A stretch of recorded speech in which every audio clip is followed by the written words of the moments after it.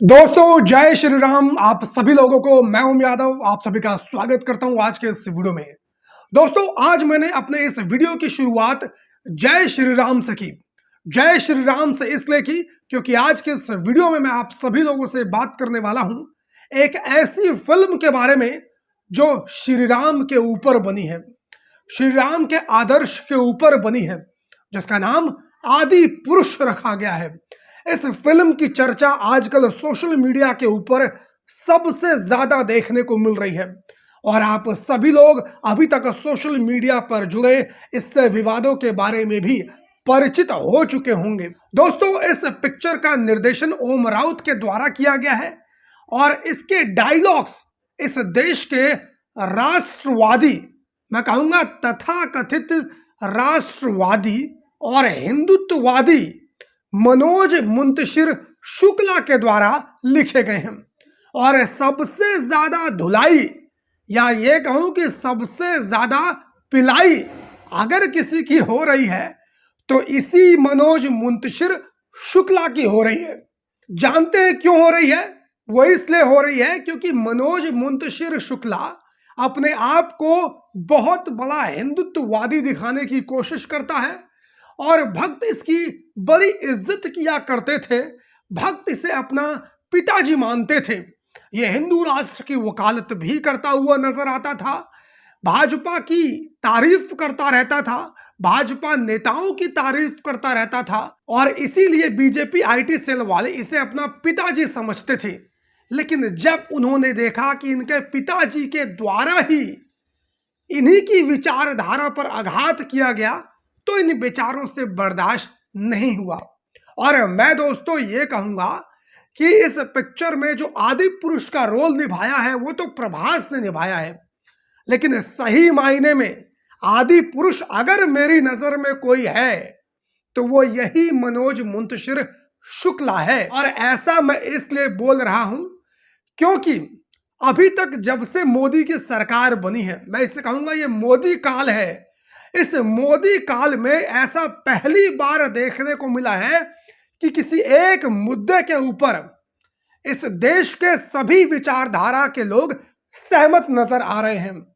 क्या right wing, क्या left wing, क्या सेंटर विंग, क्या भाजपाई, क्या सपाई, क्या अपाई, किसी भी विचारधारा के लोग हों वो एक मत है किस चीज में?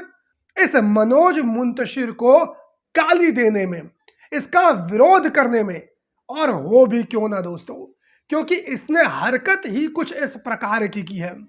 इसने इस पिक्चर में इस तरीके के डायलॉग्स लिखे हैं जिसने सनातन संस्कृति, सभ्यता, इन सब का मजाक बना के रख दिया है। कुछ डायलॉग्स हैं जो मैं आपको पढ़ के सुनाता हूं। मैं जानता हूं कि आप लोग ये डायलॉग्स पहले ही सुन चुके होंगे, लेकिन एक बार मेरे मुंह से भी इस डायलॉग को जरा सुन लीजिए। जब मेघनाथ हनुमान जी की पूंछ में आग लगाता है तो जानते हैं मेघनाथ क्या बोलता है? बोलता है जलीना जलीना। इस प्रकार की छपरी वाले डायलॉग मेघनाथ को दे रखे हैं। उसके बाद बोलता है कि जिसकी जलती है वही जानता है। इसके बाद हनुमान जी जवाब देते हुए कहते हैं कपड़ा तेरे बाप का, तेल तेरे बाप का, आग तेरे बाप की और जलेगी भी तेरे ही बाप की। ये हनुमान जी के डायलॉग्स हैं दोस्तों। आप सोच सकते हैं कि हनुमान जी इस तरह के शब्दों का इस्तेमाल कर सकते हैं, लेकिन ये शुक्लवा कहता है कि हम आज के यूथ को इस पिक्चर के साथ कनेक्ट करना चाहते थे। तो भैया हम तो ये कहेंगे कि इस पिक्चर में थोड़ी बहुत गाली गलौज का इस्तेमाल कर लेते, आज का यूथ उससे भी ज्यादा कनेक्ट हो जाता। लेकिन सवाल यहां पर यूथ के कनेक्ट करने का नहीं है। जो रामायण पिक्चर है या रामायण पिक्चर होनी चाहिए थी, आपको त्रेता के राम जैसा आज के बच्चों को बनाना चाहिए था। त्रेता के राम से आज के बच्चे कुछ सीख सके, इस प्रकार की पिक्चर होनी चाहिए थी। लेकिन इस पिक्चर से ऐसा लग रहा है कि आज के बच्चों की तरह त्रेता के राम या रामायण को बना दिया गया है। इसे कलयुगी रामायण भी बहुत सारे लोग कह रहे हैं और सही मायने में देखा जाए तो ये कलयुगी रामायण है ही। इसके अलावा कुछ और इस फिल्म के डायलॉग से जरा वो देखिए। जब हनुमान जी सीता जी से मिलने अशोक वाटिका में जाते हैं तो वहां पर जानते हैं हनुमान जी से क्या कहा जाता है? कहा जाता है कि ये तेरी बुआ का बगीचा है क्या, जो हवा खाने आया है। ये हनुमान जी के लिए शब्द का इस्तेमाल किया गया है दोस्तों, जो बल बुद्धि के देवता माने जाते हैं और जिन्हें यह कहा जाता है कि चारों वेदों के ज्ञाता थे, उनके लिए इस प्रकार के शब्दों का इस्तेमाल किया है इस पिक्चर के अंदर इस मनोज मुंतशिर शुक्ला ने। यानी कि उनकी बुआ को गाली दी गई है इस पिक्चर के माध्यम से। इसके बाद हनुमान जी कहते हैं, जब राम जी पूछते हैं हनुमान जी से सीता के विषय में, तो हनुमान जी कहते हैं कि जो हमारी बहनों को हाथ लगाएंगे उनकी लंका लगा देंगे, इस तरह के शब्द। इसके बाद रावण बोलता है, मेरे एक सपोले ने तुम्हारे शेष नाग को लंबा कर दिया, अभी तो पूरा पिटारा भरा पड़ा है। ये रावण के शब्द हैं जो लक्ष्मण जी के लिए इस्तेमाल किए जाते हैं।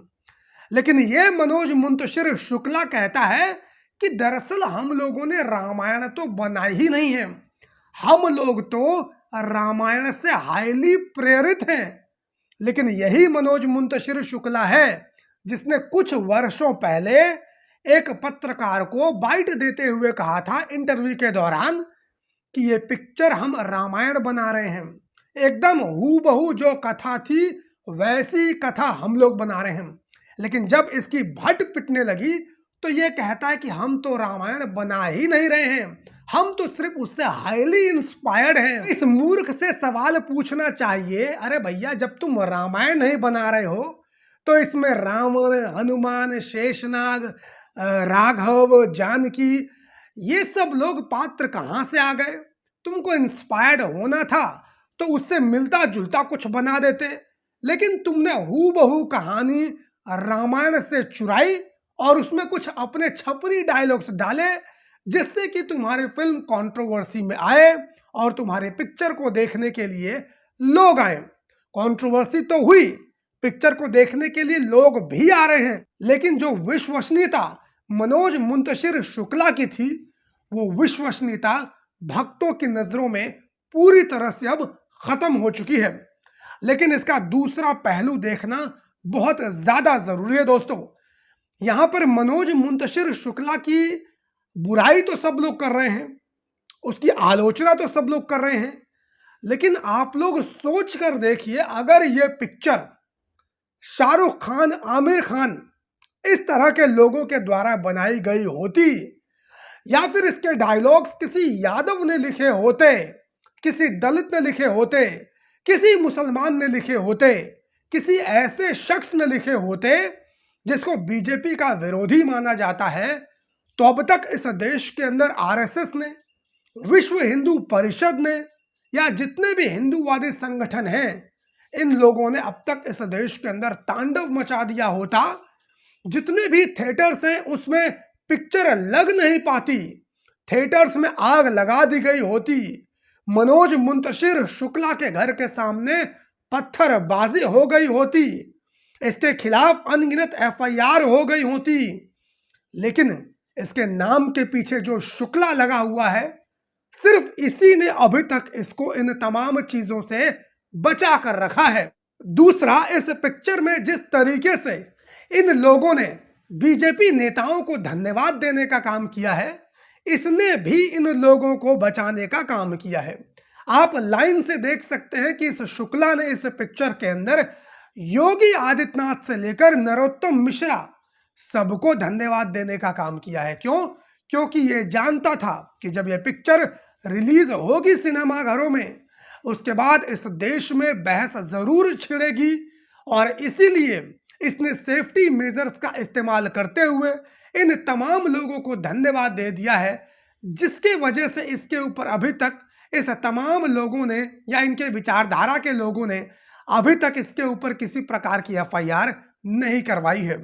लेकिन यदि किसी और जाति, मजहब, धर्म के लोग होते तो अब तक उनके ऊपर हिंदू भावनाओं को आघात पहुंचाने के लिए एफआईआर हो गई होती, कईयों को जेल की सलाखों के पीछे डाल दिया गया होता, इनके घरों के आगे पत्थरबाजी हो रही होती, सिनेमा घरों में आग लग चुकी होती।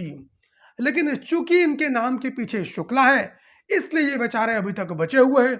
और अब तो इन्होंने ऐलान भी कर दिया है कि इस पिक्चर के डायलॉग्स में ये लोग परिवर्तन भी करने वाले हैं। तो हो सकता है कि अब लोग इन्हें माफ भी कर दें। तीसरी बात मैं कहना चाहूंगा कि कहां है बागेश्वर धाम वाला बाबा। वो तो अपने आप को हनुमान जी का भक्त बताता है, बागेश्वर बालाजी बताता है, और यहां पर हनुमान जी की इतनी बड़ी बेइज्जती हुई है, ना तो उसके समर्थक नजर आ रहे हैं और ना ही बागेश्वर धाम वाला बाबा नजर आ रहा है। आखिर क्यों नहीं वो इस मनोज मुंतशिर शुक्ला की ठठरी बांध रहा है? कैसे बांधेगा? बागेश्वर धाम वाला बाबा भी उसी जाति से आता है और ये शुक्ला भी उसी जाति से आता है, और यही कनेक्शन है जो इस शुक्ला को बचाने का काम कर रहा है। बाकी आज की इस वीडियो में सिर्फ इतना ही। चैनल को सब्सक्राइब ना किया हो सब्सक्राइब कर लीजिए, और जितना हो सके इस वीडियो को शेयर करने का काम कीजिए। फेसबुक, ट्विटर, इंस्टाग्राम, यहाँ पर मेरी आईडी आप सभी लोगों को मिल जाएगी। आपसे रिक्वेस्ट करूंगा कि इन तमाम प्लेटफॉर्म्स के ऊपर आप लोग मुझे फॉलो कर लीजिए। धन्यवाद।